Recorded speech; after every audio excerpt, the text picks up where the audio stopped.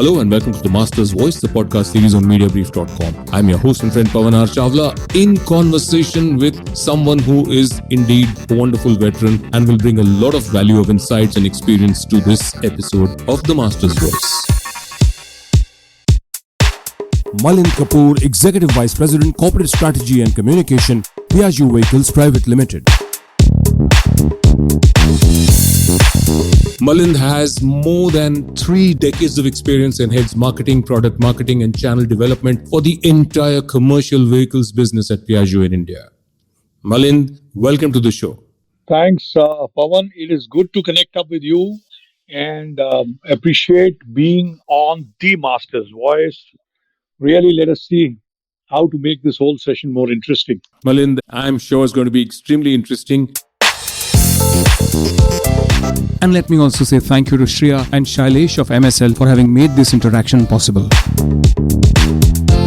So, with me is, as I mentioned, Malind Kapur, Executive Vice President, Corporate Development and Communication, Piaggio Vehicles Pvt. And Malind brings, as I said, enormous and really rich experience and has worked with many reputed companies such as Force Motors, Escorts, Syntex Industries, Eternit Everest and Pennzoil India Limited.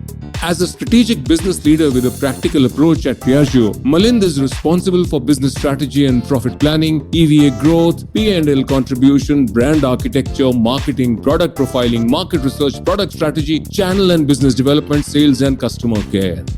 I ran out of breath out there. By the way, if you talk about background and education and all of that, Malind has completed his BSc from Fergusson College, Pune. He also holds an MBA in Marketing and Finance, which he pursued at the Institute of Management Development and Research, IMDR, Pune. So that, my friends, is this wonderful professional, Malind Kapur, EVP, Corporate Strategy and Communication at Piaggio Vehicles Pvt.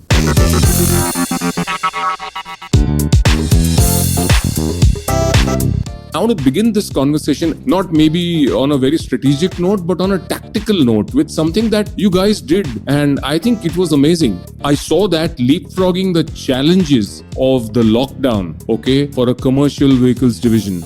We saw a unique approach to circumvent the paucity of feet on the ground and the closed three-wheeler showrooms, right? When you use the online space to pitch and to sell three-wheelers to auto rickshaw drivers and contractors and other potential customers who might have been looking for an alternative source of income or career, having lost their jobs or work or whatever during this unfortunate and ongoing pandemic enforced lockdown. So tell us about it. How did Piaggio roll out your wonderful approach? You know what I'm talking about, the website, the app, the callbacks, all of that. Tell us about it. And really, this is something very interesting and insightful. I'm sure anybody who's a student and a practitioner of marketing today will really take away a lot of insights. This is thinking out of the box. Go ahead.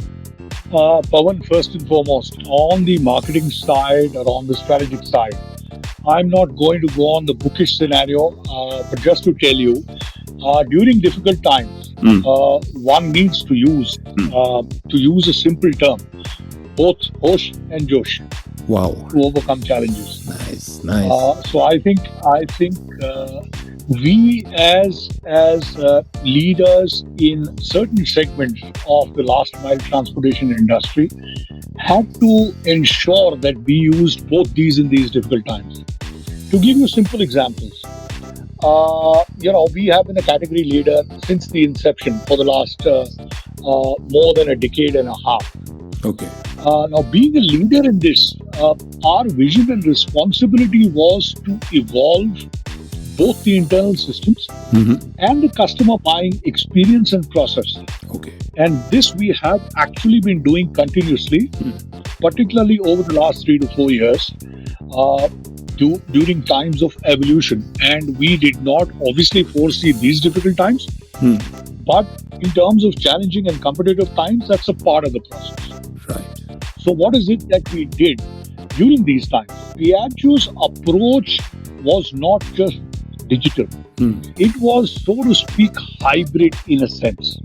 Having said that, if I go on the digital platform, let me tell you, we used multiple digital platforms for reaching to the customer online. For example, we renewed and became very feature heavy on our website, which is piaggio-cv.co.in. Our digital media campaigns spanned across Google, FB, WhatsApp, YouTube,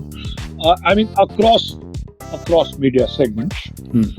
We introduced, and we were probably the first in this segment of the business to introduce an e-commerce platform, www.buyourpay.in. Wow. This buyourpay.in is a very unique platform which gives an end-to-end buying experience to the customer. Now, our customer being what he is, as far as the last mile transportation customer is concerned, it was important that we gave him regular offers.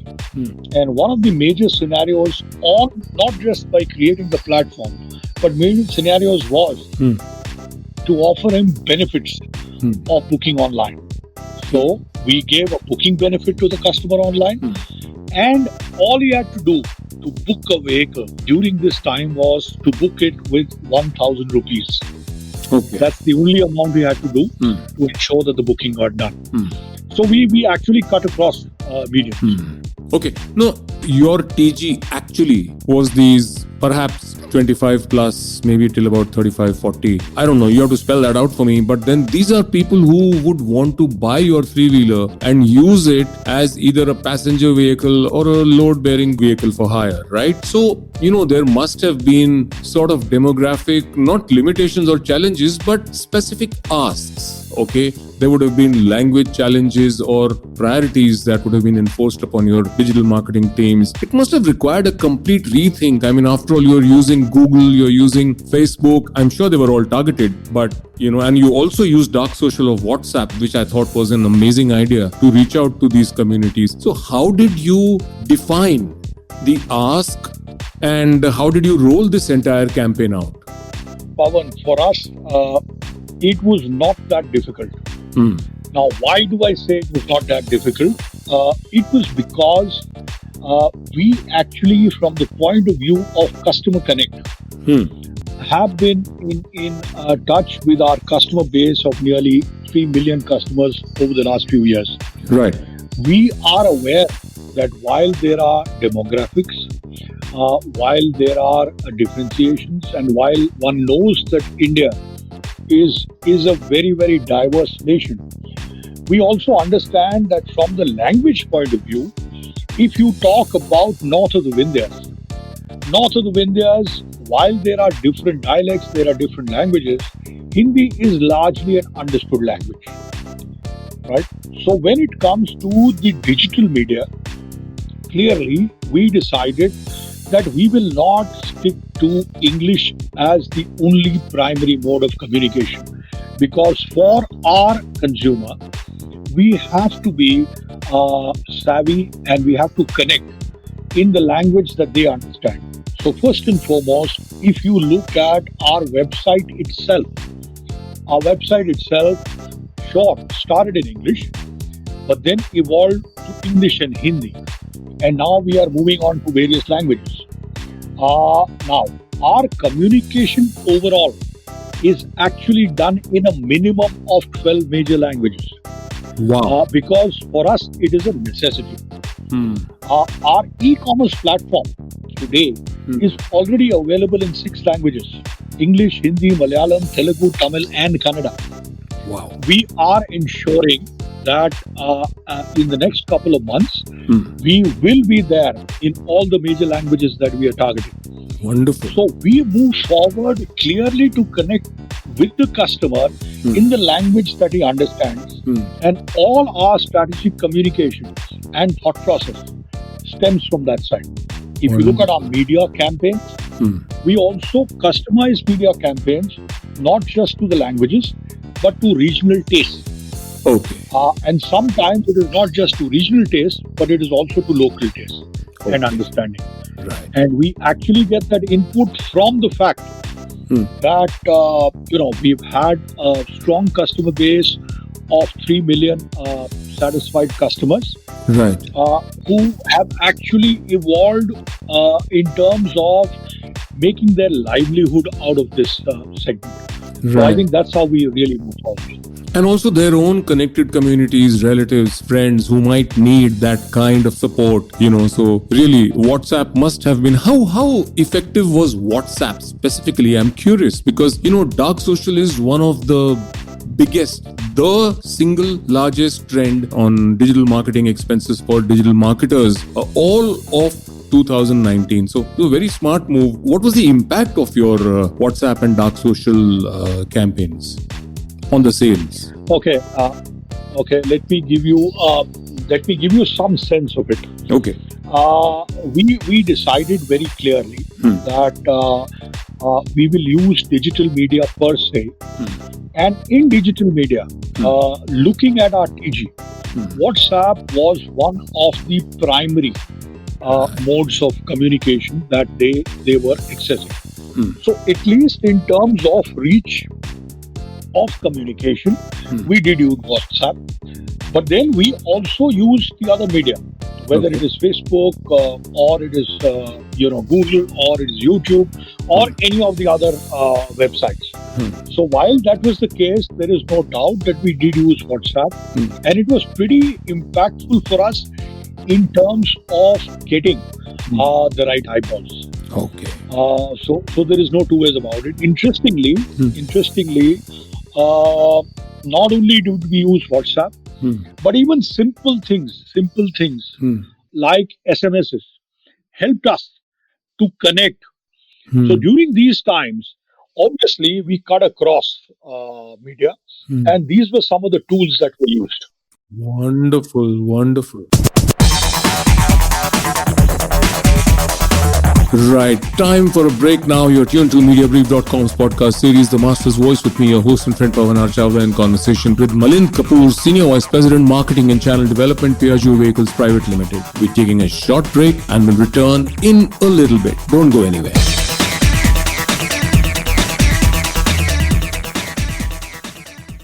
And we are back with the Master's Voice podcast series from Mediabrief.com. I'm your host and friend Pavan R Chawla, and with me is Malind Kapur, Senior Vice President, Marketing and Channel Development, Piaggio Vehicles Pvt. Limited.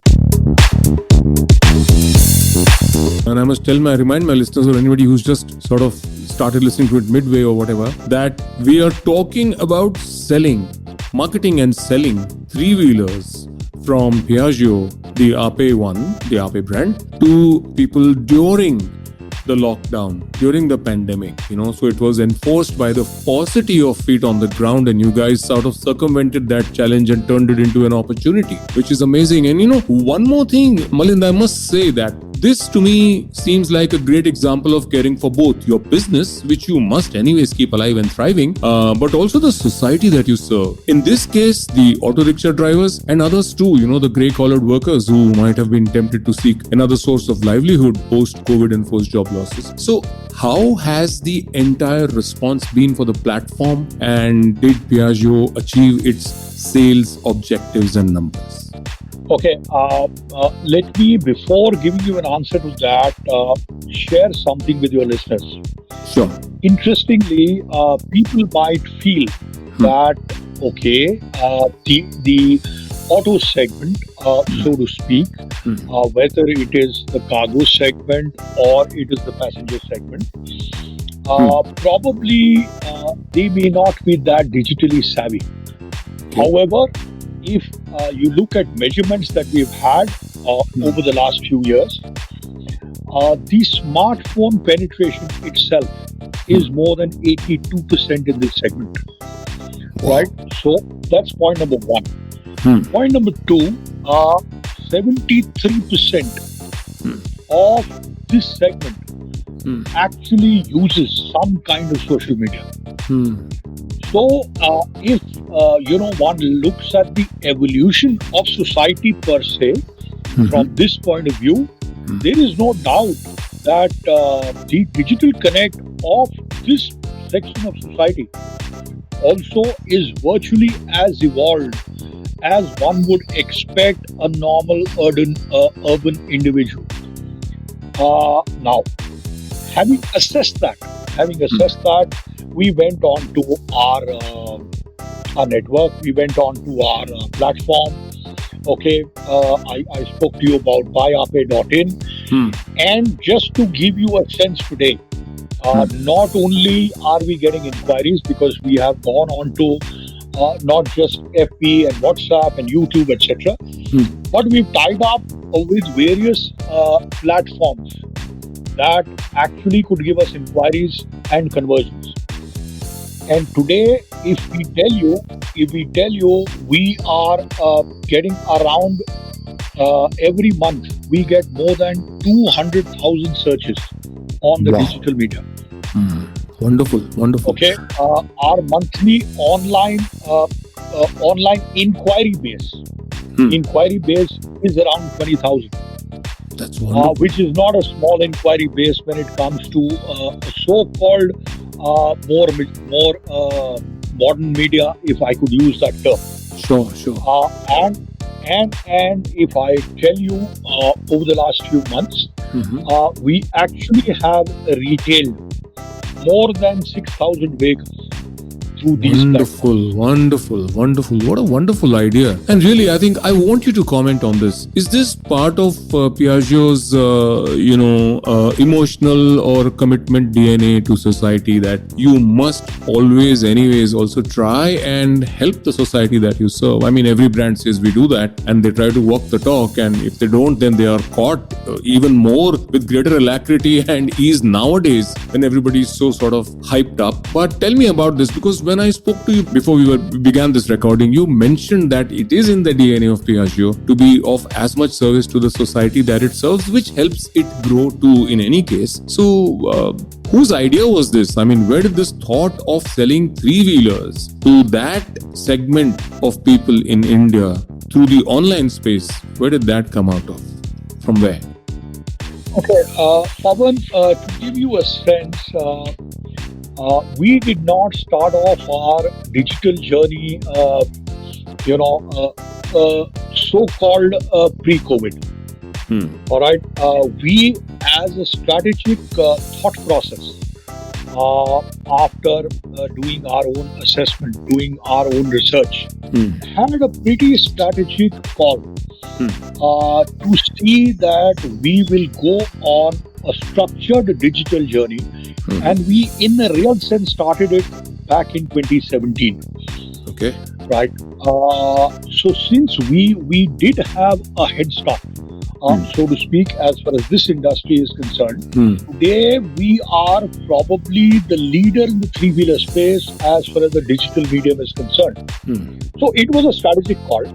And since it was a strategic call and we said we will evolve to this medium, there is no doubt that during these difficult times of COVID, it really evolved further and helped us in our business. And therefore, the buyape platform, is now a full-fledged platform for our customers. And I do feel, as things stand today, while there will be evolution as we go along for all organizations, but probably in this space today, we have a head start. And I'm sure competition also over a period of time will evolve as far as these platforms are concerned. Right. And I'm sure what really helped you also was the fact that every three-wheeler driver, truck or whatever vehicle for hire driver today lives on the lifeline of his or her smart, more often than feature phone, So I guess you were with a good community. You knew 3 million of them. In any case, you were connected with them. And very smartly, you all not only remained up on public social, but you all also went into dark social. So wonderful. Right, time for a break now. You're tuned to Mediabrief.com's podcast series, The Master's Voice, with me, your host and friend Pavan R Chawla, in conversation with Malind Kapur, Senior Vice President, Marketing and Channel Development, Piaggio Vehicles Pvt. Limited. We're taking a short break and will return in a little bit. Don't go anywhere.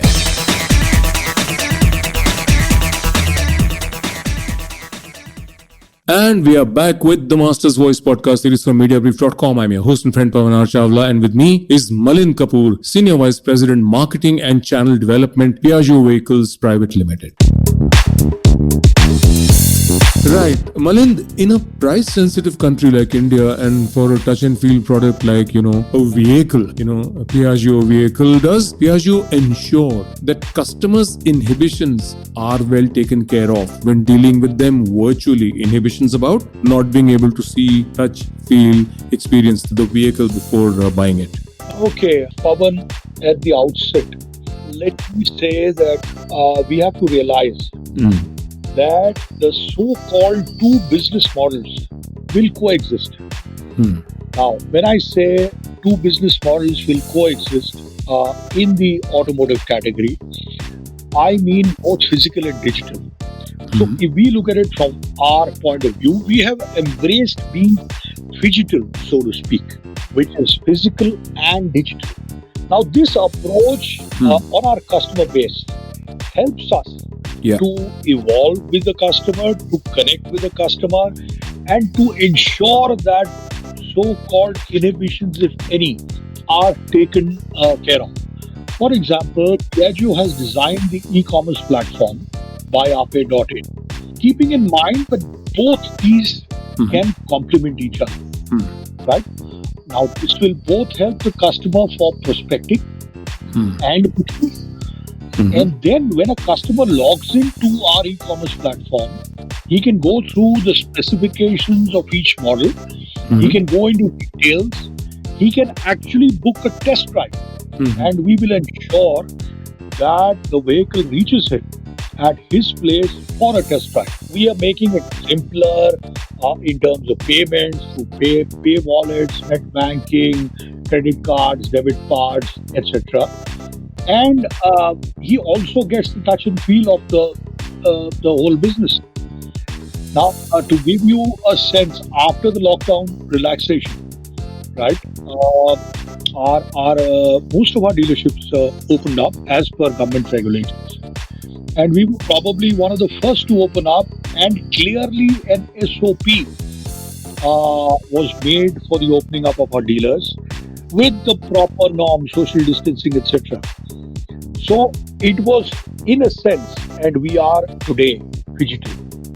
And did you also, Malind, help your prospective buyers of three-wheelers with any bank support, finance support, organizing or helping them connect with banks? It helps everybody in the ecosystem. So do you also offer that, extend them that benefit or service support? Our industry, like the overall segments in the automotive industry, are pretty clearly there whereby retail finance or funding of the vehicle is the prerequisite for the business to grow. Right.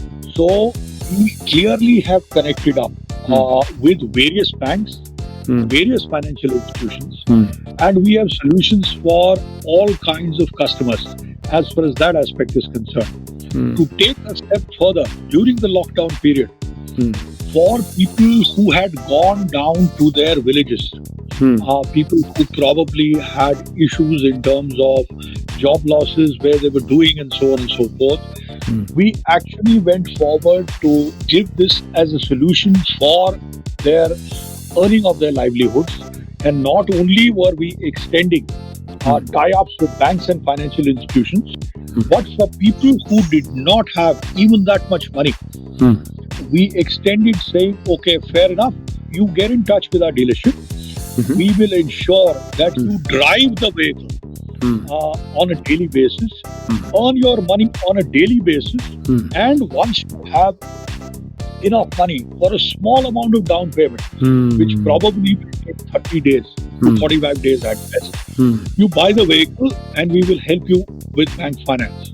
So it was really an end-to-end scenario, not just bank finance. Wonderful. Even going to the extent of helping them there. Wonderful. So you actually let them rent out the vehicles like someone who doesn't own one, on a daily basis, and at least start making a living and probably saving and thinking for the future. Wonderful. Really nice. Commendable.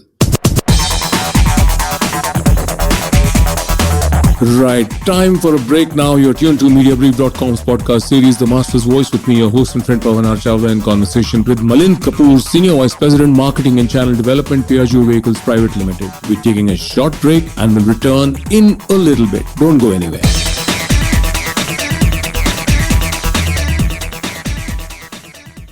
And we are back with the Master's Voice podcast series from Mediabrief.com. I'm your host and friend Pavan R Chawla, and with me is Malind Kapur, Senior Vice President, Marketing and Channel Development, Piaggio Vehicles Pvt. Limited. Right. So, Malind, what are the various marketing strategies that Piaggio has adopted that have helped the business? You know, not just now, but even earlier.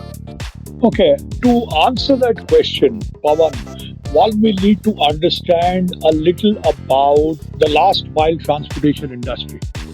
Okay, which is the industry that we are really in, the three-wheeler industry.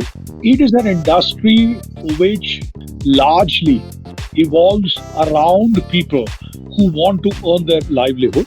And it's actually an industry which has one of the largest number of employability, so to speak. Right. Now, what is it that these customers look for? They obviously look for earnability and they look for solutions. Right. So we, from our marketing strategy point of view, we do not only position ourselves as three-wheeler manufacturers, so to speak, we position ourselves as solution providers. So it is an end-to-end solution that we give. Therefore, our marketing strategy evolves around giving the largest range of three-wheelers in the country today. And that largest range not only for applications, but also for fuel types. Okay. For example, we are in diesel, we are in petrol, we are in CNG, we are in LPG. And as you would be aware, we are one of the pioneers in three-wheeler electric also. Wonderful. So we clearly move all across. We of course have a sharp focus on the cargo category because we realize the demand flow. Now, once we have understood this, our communications are based across mediums. I mentioned to you earlier what we do. But just to also tell you that because of this, we have evolved onto digital platforms and also normal platforms. Lastly, but most importantly, so to speak, one of our strategies is reach. Okay. We are probably the organization in the three-wheeler space with the largest number of touch points. We today have across India more than 1,200 touch points. Wow. So we come very close to the customer. And with these touch points being there, the kind of warranties we offer, we were the first to offer 42 months warranty for our diesel vehicles and so on and so forth. Wow. So our strategies really cut across not just the product, not just communication, but also reach and also service, so that a complete package of solutions is provided to the customer. Great. So manufacture, quality, all delivered with a huge amount of reach, touch points, service and solid support. So really that completes the whole value chain for anybody who's looking to buy a commercial vehicle from you guys. Nice. You mentioned that you all use every kind of medium and your reach is widespread, not just in terms of the physical presence, but the way you sort of connect with your target audiences all over the country. So what is the kind of marketing spend mixed across various kinds of media, percentage-wise at least? Okay, let's look at it this way. Prior to our journey on to the digital media, which is of course prior to 2017, yeah. we were on to, if I could use the term, traditional media, right? And we had used all kinds of media. We were relatively strong on television. We were in the press. We were on OH. We went across the media. And a very strong portion of our media connect, if I use that term, is through BTL. Below the line. Because that is where our customer really connects with us. Right. So a strong portion of our spends, even today, are on the BTL side. Of course, what has happened over the last 3 years with the digital evolution taking place, there has been a certain amount of shift of spends towards digital media, and that has specifically been the case largely over the last 6 months during the pandemic period. But having said that, as soon as the opening up started, we did a balance between digital and our lead medium being BTL, and we were able to take it forward. So largely that's where we stand for. Nice. Okay. But you still haven't broken it down into percentages, number one. And number two, what are the kind of BTL activities that you do that resonate really well? So the first one, which is your percentage mix on spends. They can change. I mean, it's never etched in stone, as you know better than anybody else. But just to get a bit of an idea. Okay, I'll give you a clear assessment, Pavan. If you look at things prior to the pandemic, okay, prior to the COVID scenario, then in terms of percentages, digital was around 10 to 15% in that particular range, right? And then, of course, came the BTL medium. The BTL medium has been largely our primary medium, whereby we were spending a majority on the BTL medium, which ranged anywhere between 40 to 60%. That is what BTL was. And then the rest was really broken up to a certain extent on press, on radio, whether it was press, whether it was radio, whether it was television, based on the requirement. Right. So if you look at it, that's how it was. Now, press, radio, OH were the next follow-up mediums. Even the local cable channels must have been a pretty decent medium for you, I'm sure.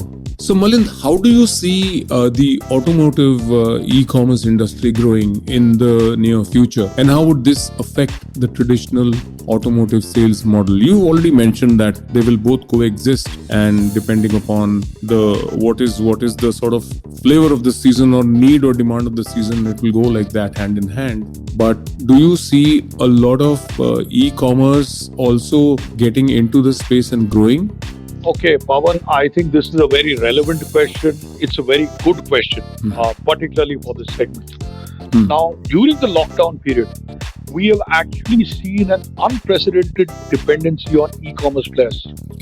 Okay, for all needs on e-commerce growth and e-commerce directly being connected to the cargo business for us. All right. Now, here when I'm defining e-commerce, I'm defining e-commerce players per se. And I'm not only defining e-commerce as being digital platforms for us. I'm looking at e-commerce as an overall ecosystem in the business space per se. So there has been a major growth as far as that part is concerned. Now, if I look at e-commerce from that perspective, e-commerce, new age logistics companies have evolved, and they are very, very tech savvy. Right. Because they are tech savvy, our e-commerce platforms like buyape.in and related platforms for inquiries and bookings are evolving at a very, very fast pace. I have not seen over the last decade, if I can really mention that, any individual platforms or an individual space growing at such a rate in such a short period of time. Right? Now, if I look at that, it is both, and if I look at e-commerce from the point of view of the e-commerce space per se, both convenient and fast. So we believe that will grow substantially. And to supplement all this, we on our side, as you know, have also been a pioneer on the three-wheeler electric vehicle category. We believe that will also help to really penetrate forward, particularly in these kind of solution requirements. And you have various portals, so on and so forth. And we believe combined this will be taken forward.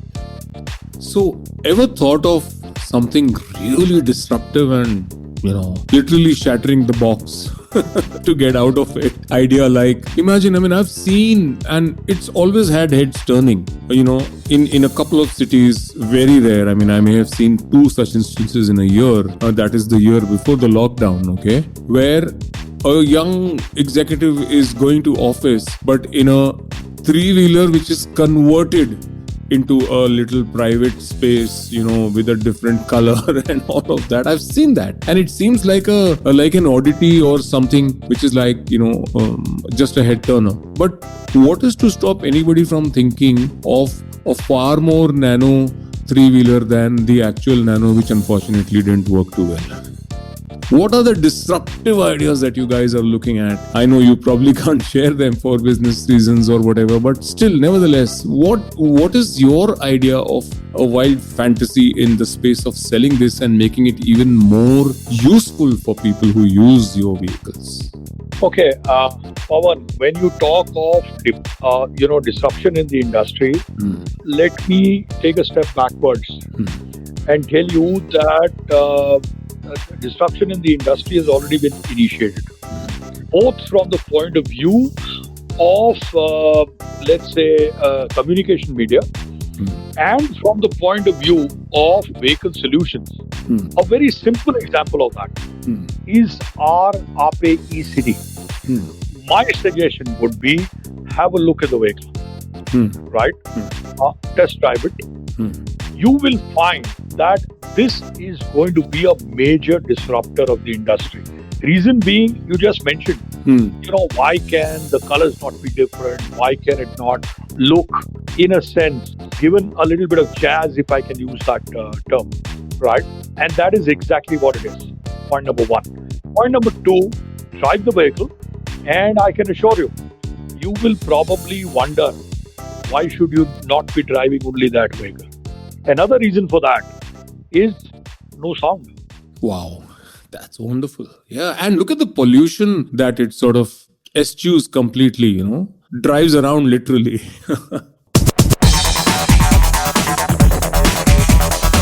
Right, time for a break now. You're tuned to Mediabrief.com's podcast series, The Master's Voice, with me, your host and friend Pavan R Chawla, in conversation with Malind Kapur, Senior Vice President, Marketing and Channel Development, Piaggio Vehicles Pvt. Limited. We're taking a short break and will return in a little bit. Don't go anywhere.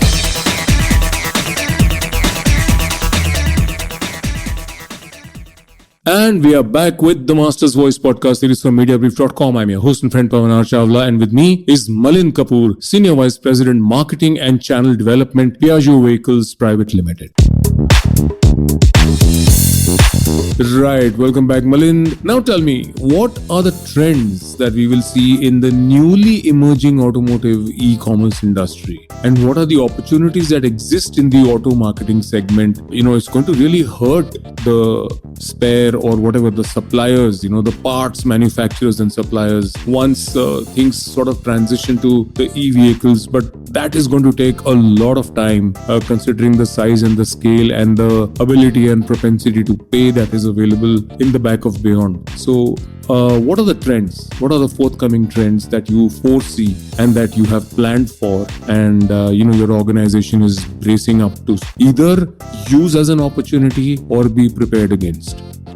Okay, Pavan, first and foremost, India is an evolving economy.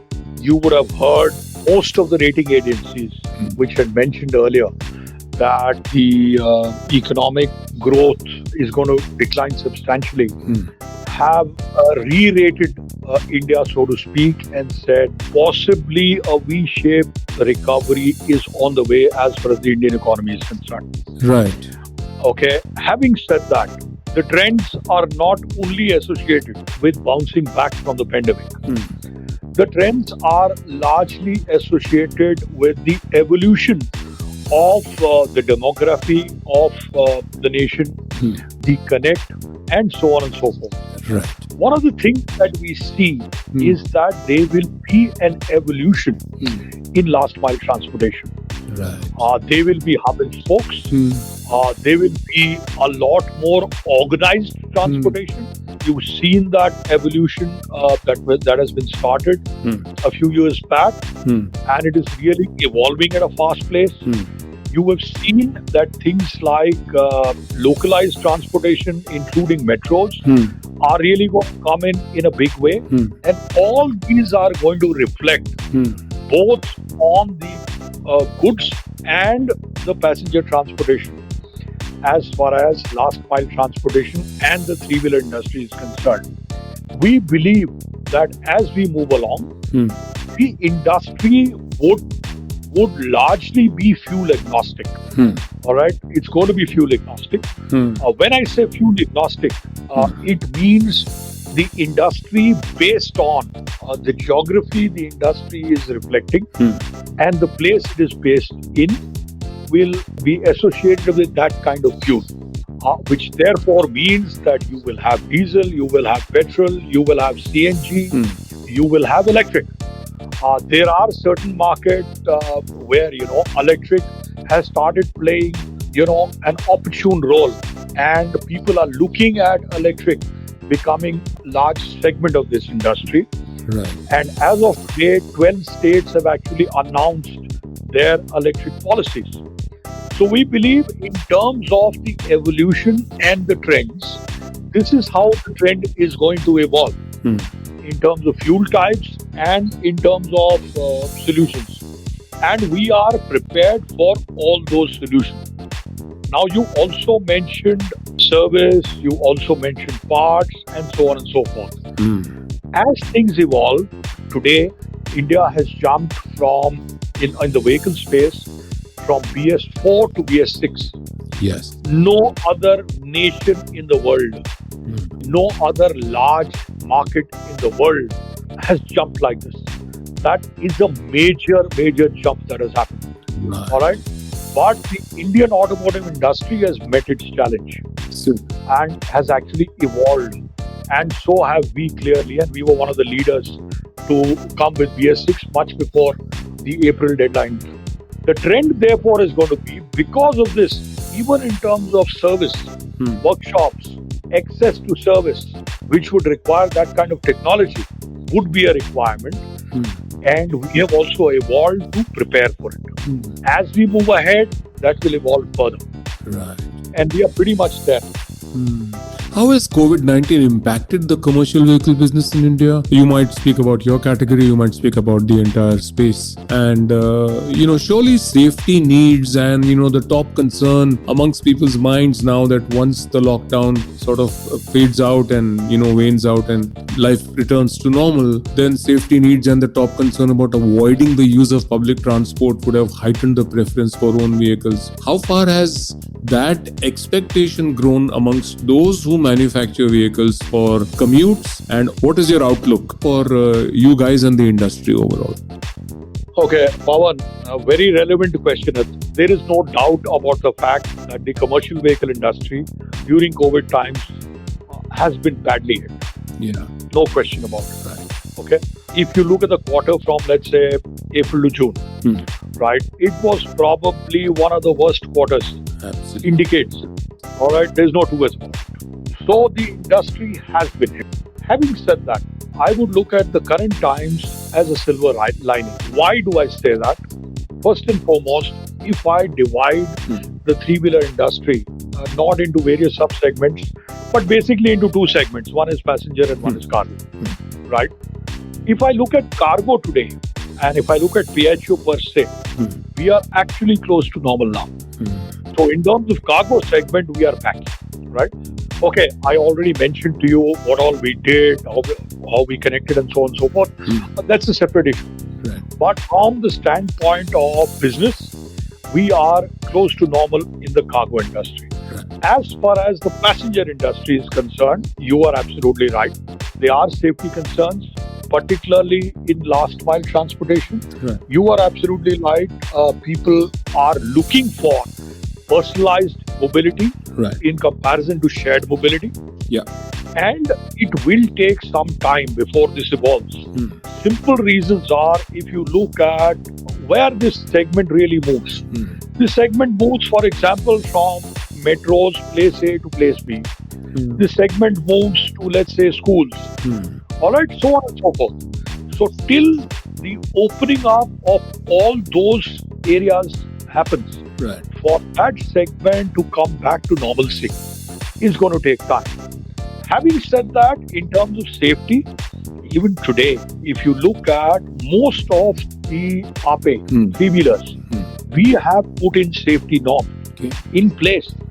you will see divisions, for example, between the driver and the passenger. Right. It's clearly there. We have evolved to help the drivers get onto digital platforms so that there is a no-touch scenario. Wow. So even today, certain number of safety norms are being followed. But yes, there is no doubt it will take some time for the passenger industry to come back to normalcy. I'm sure it will. Godspeed for and God bless for the entire vehicles industry in India and all the great work that people like you do, entities and companies like yours do. So, Malind, to my mind, what you guys did, what Piaggio did, helping people buy three-wheelers through the online space. Yes, you were pushing your business, but you were also helping people who were in need for, or of rather, an alternative or, a new source of income and livelihood, at least those who were pandemic hit. So that to me is really an extension of a CSR thinking. Of course, it was also pushed by business needs, and it was a great combination. It was the best combination actually ever. Business plus societal good. So when we talk about CSR driven initiatives, what has Piaggio been doing or done? Okay, Pavan, to answer that, I'm again going back to the fact that we as an organization in Piaggio with APE actually created 30 lakh livelihoods. And because of that, we have a strong connect with society. So therefore, our understanding of that side is strong, and our CSR initiative also stem from helping out certain segments of society which require it. To give you a sense, what has happened in the recent past. At the beginning of the lockdown, we arranged free supplies and ration kits to various migrant laborers in the Baramati area. Basic food security was given to them for at least 30 days. Okay. We provided infrastructure support to Pune's Sasun Hospital, which is the government hospital. We gave PPE kits, sanitation infrastructure at the hospital. We also worked with the Baramati local government to help them set up an isolation center during COVID time. The company extended for its entire customer base a warranty period for 2 months between March and May to ensure that this customer base was helped out. We donated more than 11,000 ration kits to needy auto drivers and their families across various geographies. Excellent. We also started a scholarship program for the children of auto rickshaw drivers who wish to pursue higher studies from 10 to 12. It is called Shiksha Se Samriddhi. Wow. That's the program we're doing. Excellent. And as a corporate, we value that, and we try to be, as far as possible, a responsible corporate citizen. Excellent. More strength to you, and great work indeed. So Malind, before I wind up this very interesting and insightful discussion, tell me, how important, Malind, do you think is happiness, and what do you do to ensure that it is there at every level and every nook and cranny of your organization and its mental virtual workspace? Okay, very critical question, which leads back to work-life balance. Right. We try as much as possible, Pavan, to ensure that people have a work-life balance. And just to tell you that Piaggio has been one of the organizations which actually has been recognized for that in the industry. So as much as possible, we try that. There is no doubt of the fact that you spoke about happiness. Fact of the matter remains that productivity will come from an individual who actually wants to produce results on his own. And that will happen if he is internally stable, and which means that he's internally happy. Wonderful. All right. So we certainly believe that is important. Right? Right. Wonderful, Malind. Thank you very much indeed for all the time and all the lovely insights. It's been really a rewarding session for me, and I hope and I'm sure that everybody who listens into the Master's Voice from Mediabrief.com on all the global podcast directories, or nearly all, which will take this episode and your thoughts, Malind, to more than 97% of globally interested in podcasts people in India and worldwide. So, great thoughts and getting the great spread that they deserve, presence that they deserve, I hope. Malind, thank you very much indeed for featuring on the Master's Voice on Mediabrief.com. I hope you enjoyed this conversation. Pavan, it has been a pleasure to be connected with you on Mediabrief.com on the Master's Voice, and we hope that we connect up and we carry on enjoying this kind of an interaction even in the future. Absolutely, Malind. Malind Kapur's been my distinguished expert guest on this episode of the Master's Voice on Mediabrief.com. I'm your host and friend Pavan R Chawla. I hope you enjoyed this episode as much as I enjoyed putting it together for you. And once again, my thanks go out to Malind for having given us so much time and so patiently and with such wonderful insights that are definitely going to help every practitioner and student of marketing and brand building.